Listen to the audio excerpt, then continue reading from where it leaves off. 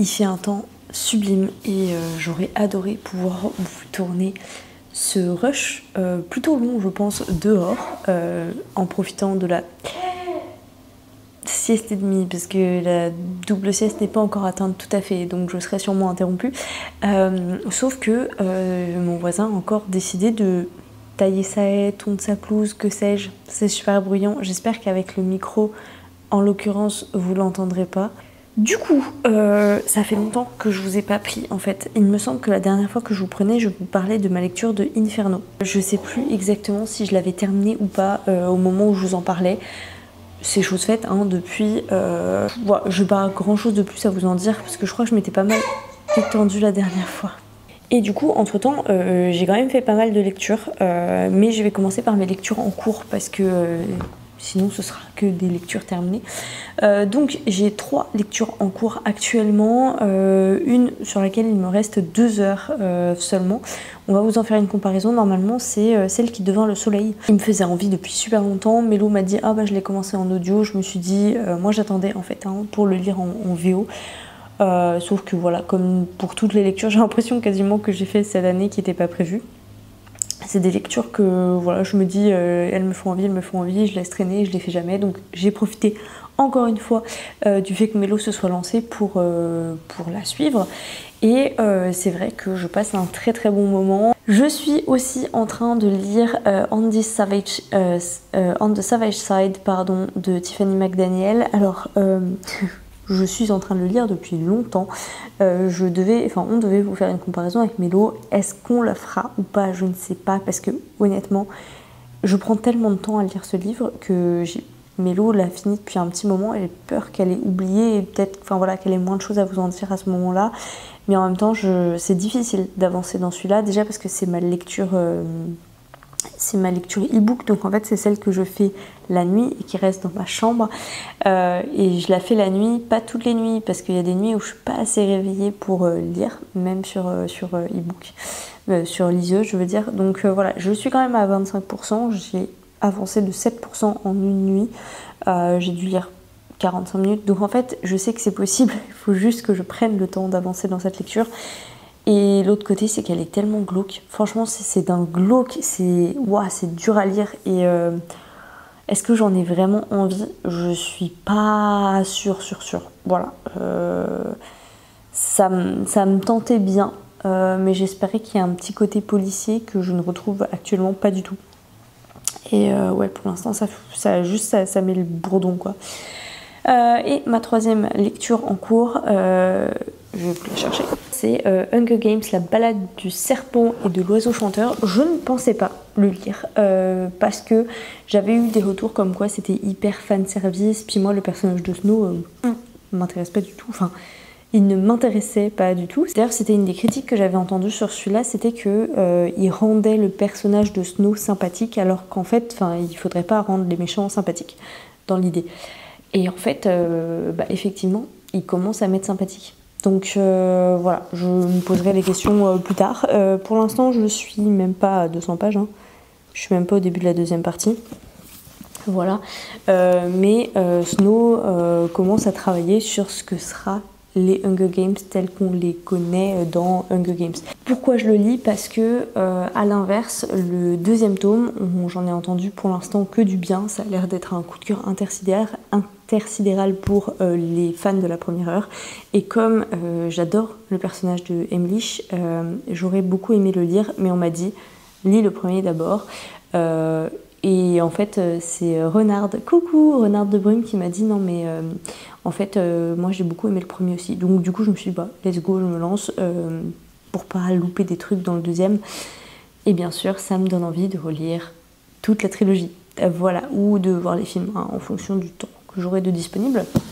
Mais voilà, je passe plutôt un bon moment. Par contre, je trouve la traduction moyenne, il y a une ou deux expressions que je trouve assez mal traduite. Je pense notamment à une, c'était d'une veste avec l'adjectif elle est stylée. Je pense que c'est plutôt avoir du style. Enfin voilà, elle a du style qu'on dit, parce que stylé c'est un langage très oralisé. Je pense que c'est sûrement entré dans le dictionnaire maintenant, mais moi ça me fait toujours bizarre quand je lis du langage très oralisé, que c'est pas dans un dialogue, ça me perturbe. Voilà, donc ça c'est pour mes lectures en cours, comme ça on peut passer aux lectures que j'ai terminées. On va commencer avec Tu seras un homme féministe, mon fils. Je vous avais dit que je vous en reparlerai et je vous conseille plus ce livre. Il est vraiment très bon. Je pense m'être pas mal renseignée sur le sujet du féminisme. Je suis pas non plus hyper calée, hein. Il y a plein de choses, j'ai fait peu de lectures sur le sujet, j'ai pas regardé tant de documentaires que ça, mais j'ai quelques bases, quelques notions, et je trouve que ce livre-là complète extrêmement bien tout ce qu'on peut lire. Déjà parce qu'il est à destination des parents de jeunes enfants, ou même avant un projet de grossesse, hein. Et je l'ai trouvé tellement bien fait pour les mamans féministes. Je me suis beaucoup retrouvée dans les questionnements c'est une journaliste qui a écrit ce roman, cet essai, et qui dit notamment que la plupart, je ne sais plus quelle étude elle cite exactement, mais qu'en fait, la plupart des parents féministes sont plus à l'aise à l'idée d'avoir une fille que d'avoir un garçon. Et qu'est-ce que c'est vrai. Voilà, donc ça lève plein de questions qui nous permettent de pousser plus loin notre déconstruction. Et j'ai trouvé ça passionnant. Donc voilà, en tant que femme féministe et mère d'une petite fille, et ça c'était, j'en étais très heureuse quand j'ai eu ma petite fille, j'ai été particulièrement déstabilisée quand j'ai découvert que j'avais un petit garçon en fait. Je pense que je m'y attendais pas tellement, et ce livre-là, je pense que j'y reviendrai souvent. Voilà, je pense que je reviendrai souvent à certains passages qui me permettent d'appréhender les choses un peu différemment, et puis même qui me permettent de remettre en perspective les choses que j'ai envie de transmettre à ma fille et la façon dont je vais les lui transmettre. Du coup, pas le choix puisque maintenant elle a un frère. Voilà. Donc je vous le recommande. Franchement, il est hyper abordable. Bon, il y a pas mal de stats et d'expériences qu'on peut avoir déjà lues dans d'autres livres sur les biais sexistes, forcément. Mais voilà, la façon dont elles sont traitées, ces infos, je les ai trouvées super intéressantes. Et oui, même quand on est renseigné sur le sujet, même quand c'est un sujet qui nous tient à cœur, et ben on se rend compte qu'on a encore beaucoup de biais. Donc voilà, c'est à travailler dans son approche tous les jours, et puis du coup dans son éducation après. Mais ça c'est un sujet beaucoup plus personnel, mais du coup je vous le recommande.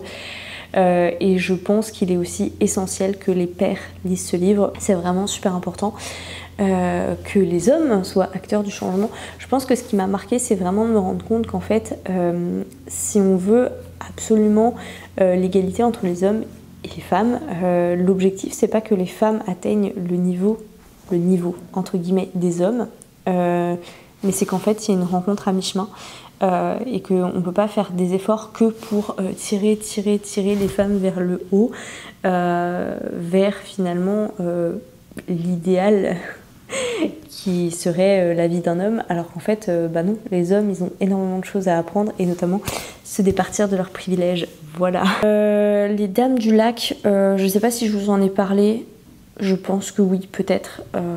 Du coup je vais pas m'étaler dessus parce que j'ai pas forcément envie de faire de pub pour ce livre là, mais j'avais envie de le sortir de ma palle et de terminer la duologie, mais je crois que j'ai le 3e tome encore, donc est-ce que je le lirai ou est-ce qu'il sortira de ma palle juste comme ça, on verra. Alors, nous rêvions juste de liberté de Henri Lovenbruck. Alors, ce livre-là, je crois que j'ai pris des notes parce que, honnêtement, j'ai des choses à en dire. J'ai pris ce livre sur Audible parce qu'il était recommandé par Steph de Piquité, une de ses meilleures lectures de je ne sais plus quelle année, probablement dans un de ses top 10 annuels. Et voilà, je l'ai trouvé, là, il était gratuit sur Audible, je me suis dit let's go, c'est le moment, et je regrette pas parce que c'était une très bonne lecture, ça se lit, c'est d'une fluidité incroyable. On va suivre l'histoire d'un jeune homme qui s'appelle Bohème, Bohème non, pas du tout, il s'appelle Hugo, surnom Bohème, mal aimé par ses parents. Je pense que ça se passe dans les années 80, probablement les années 80.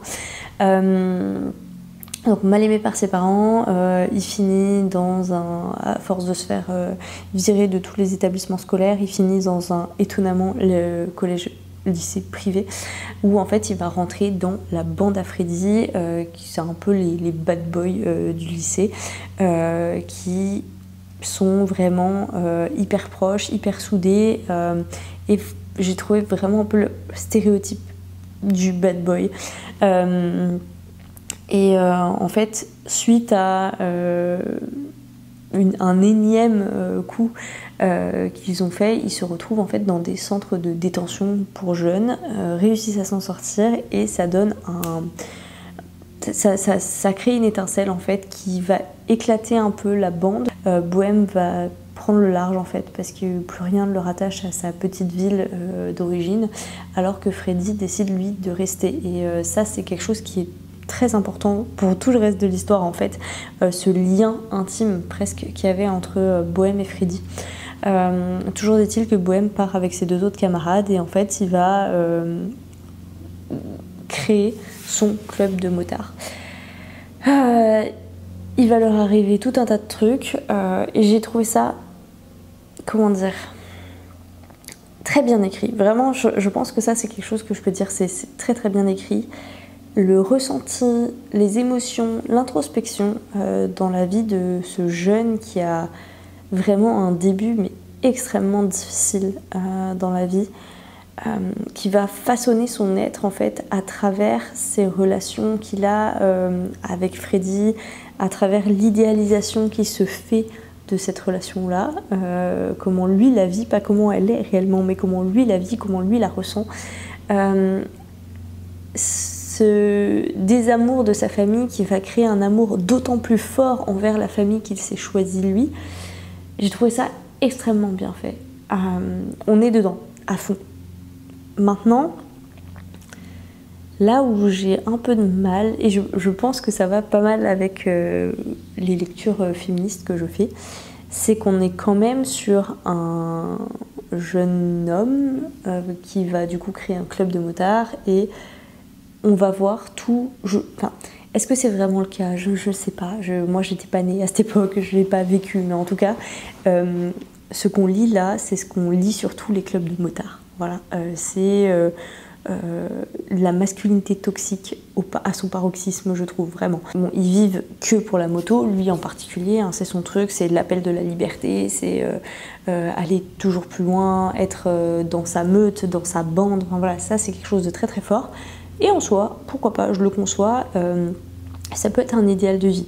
Maintenant, c'est un idéal de vie qui exclut complètement les femmes, hein, parce qu'il n'y a pas de femmes dans les clubs en tant que motardes elles-mêmes, hein, elles sont passagères, enfin en tout cas à l'époque, visiblement, elles sont passagères, elles travaillent dans les bars des clubs, mais elles n'en font pas partie en tant que telles. Les gars, ils se font leur propre loi, ils se mettent sur la tronche dès qu'il y a un petit mot de travers et quand ils sont atteints dans leur honneur, quand on insulte leur maman. Et si c'est pas à coups de poing, c'est à coups de couteau ou avec des flingues. Bien sûr, on est sur un milieu c'est presque des mafias, hein. En gros, les gars, c'est à qui dirigent le territoire avec ses gros bras là pour vendre sa drogue et parfois même faire du proxénétisme. Donc, tout ça, c'est excellemment bien décrit, mais tellement bien décrit qu'encore une fois, on trouve presque ça sympa. Et ça me dérange en fait d'être touchée par Hugo, par son désespoir, par ce qu'il vit, par les choix qu'il fait, alors que je suis intimement contre les valeurs qu'il prône et vers lesquelles il tend. Et en fait, la façon dont ça se termine finalement, j'ai presque envie de dire, tout t'a emmené jusque-là en fait. Tous les choix que tu as faits t'ont emmené jusque-là. Et même si lui, il y voyait pas de mal et qu'il essayait vraiment d'avancer en étant droit dans ses bottes, en étant droit dans son honneur, voilà, pouvoir se regarder dans une glace jusqu'au bout. En même temps, voilà. C'est pas forcément très clair ce que je vous dis là. Mais c'est un peu à l'image de ce que j'ai ressenti à la fin de ma lecture, au sens où j'ai vraiment passé un bon moment et j'ai envie de vous le recommander parce que c'était une chouette lecture et c'était beau et les émotions, encore une fois, sont tellement bien retranscrites. La trahison, la fraternité, ce besoin viscéral de liens amicaux, c'était chouette. Mais voilà, à côté de ça, c'est entaché par le sexisme. Alors, si on s'arrête au fait juste de dire, c'est une peinture de l'époque et de ce que sont les clubs de motards? Alors oui, je trouve que c'est une très belle peinture et que l'œuvre est très bien. Maintenant, voilà, c'est hyper toxique et je pense qu'il faut en avoir conscience. Et pareil, je reprends un peu cette phrase de Mélo, mais j'ai pas l'impression que ça a été déconstruit quelque part. En fait, il n'y a pas eu un avertissement de l'auteur en début de roman ou à la fin pour dire que c'est des milieux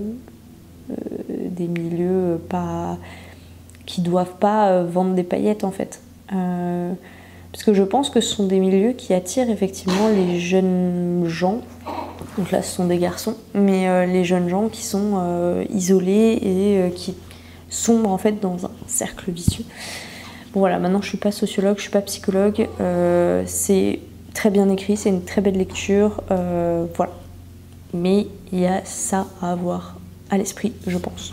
Passons à la suite, hein, parce que sinon on va pas avancer. Alors, Nos âmes tourmentées, c'est pareil, c'était dispo sur Audible, c'était une recommandation de Steph. C'est Morgane Moncomble. Je n'ai jamais lu de Morgane Moncomble, mais j'en entends énormément parler.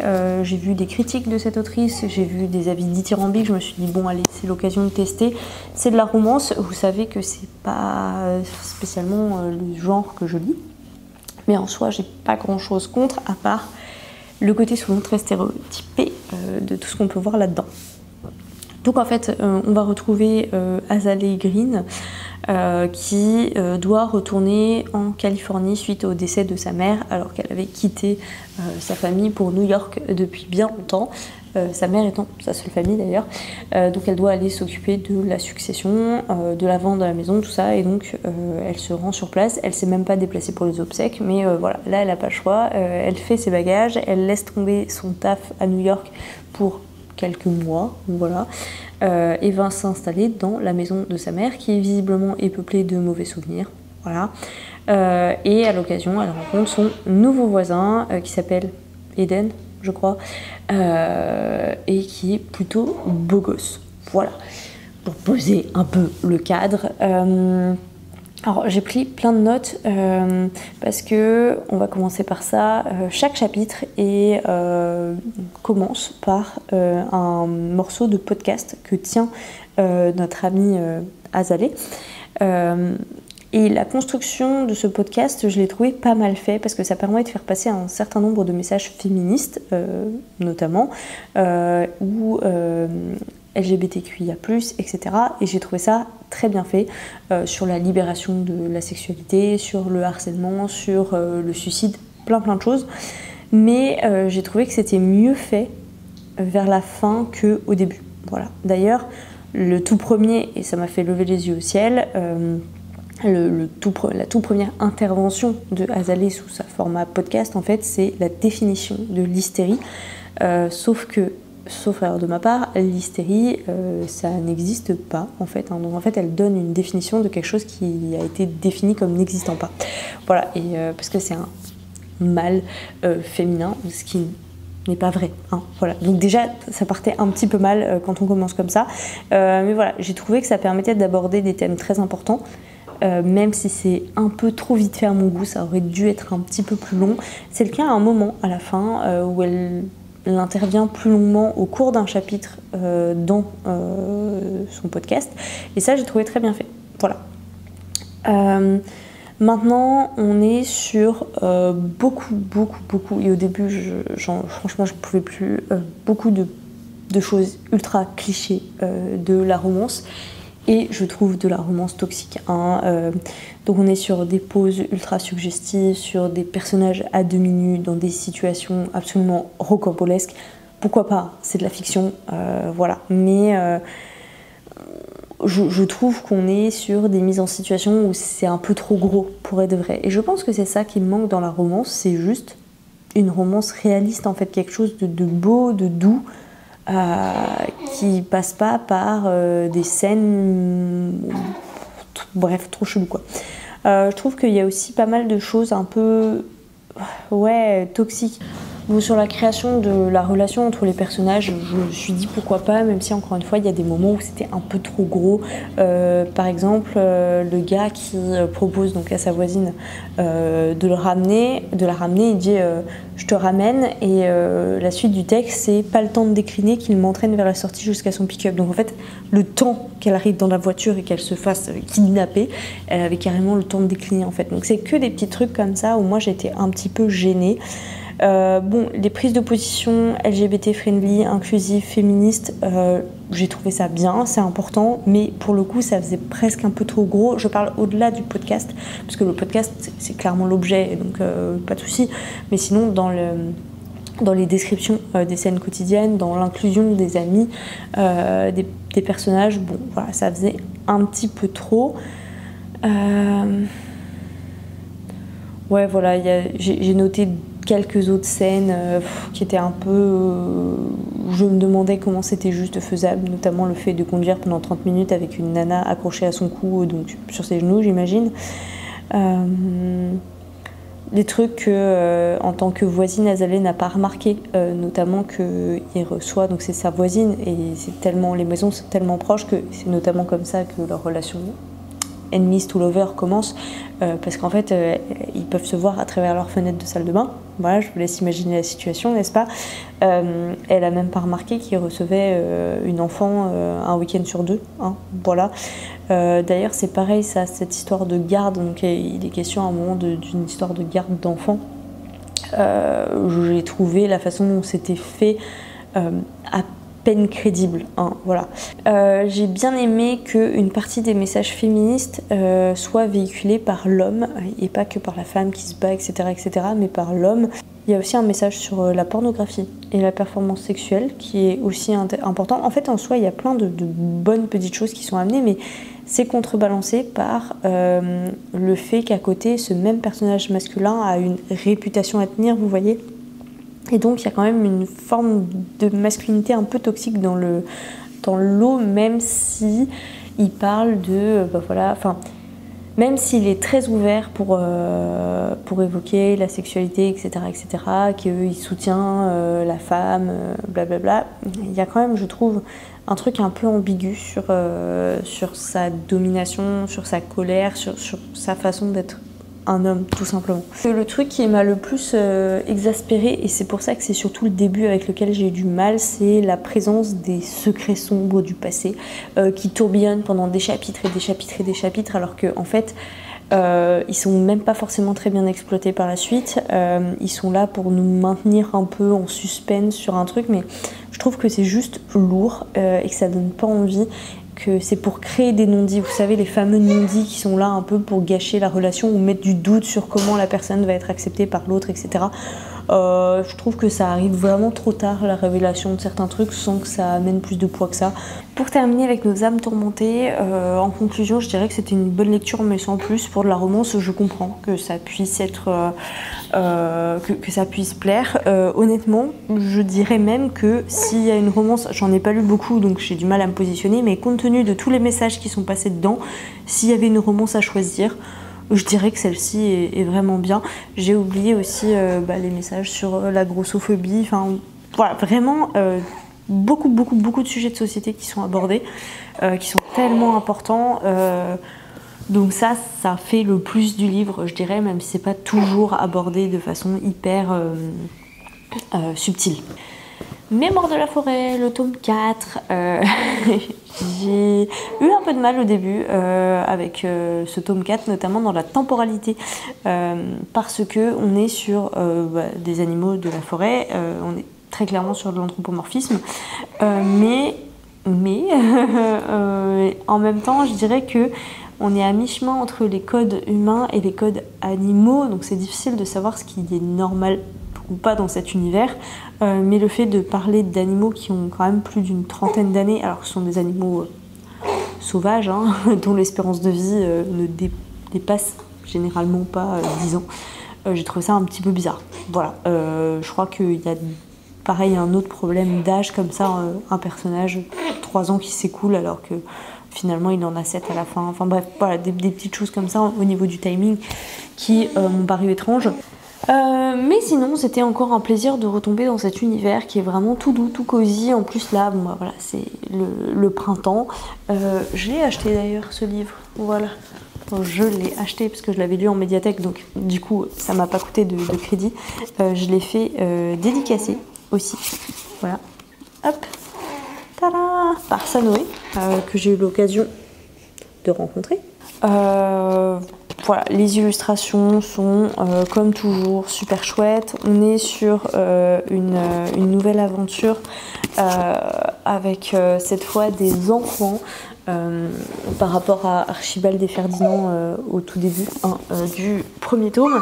Ferdinand et Archibald, alors Archibald on le voit assez peu, mais on retrouve Bartholomé donc, qui a bien grandi depuis le tome 3.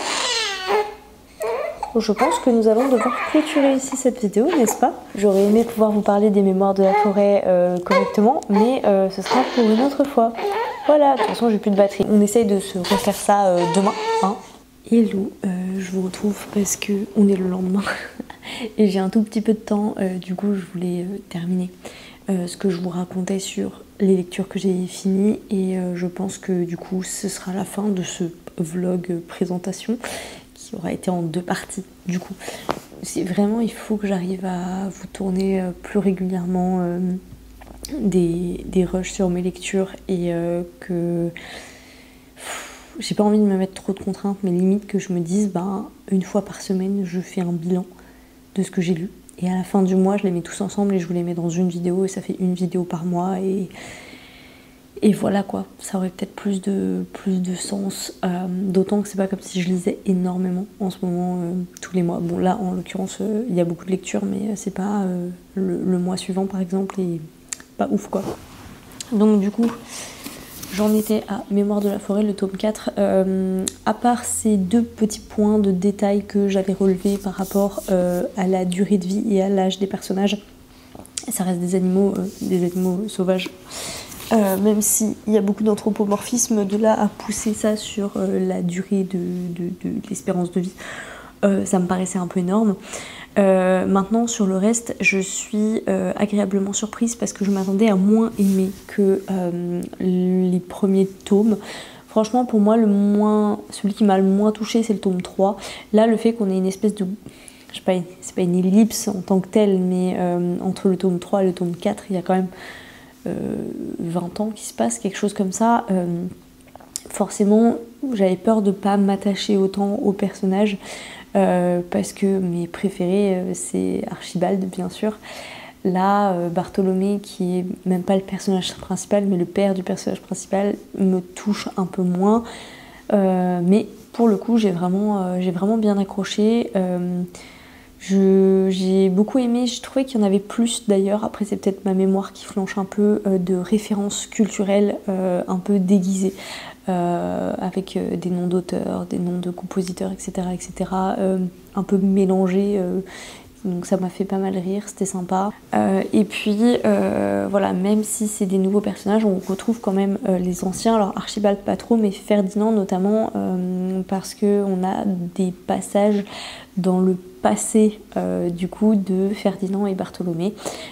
J'ai trouvé ça très très chouette. D'une certaine façon je trouve que ce 4e tome qui s'appelle La saison des adieux je crois clôture extrêmement bien la tétralogie. C'est la boucle est bouclée, voilà.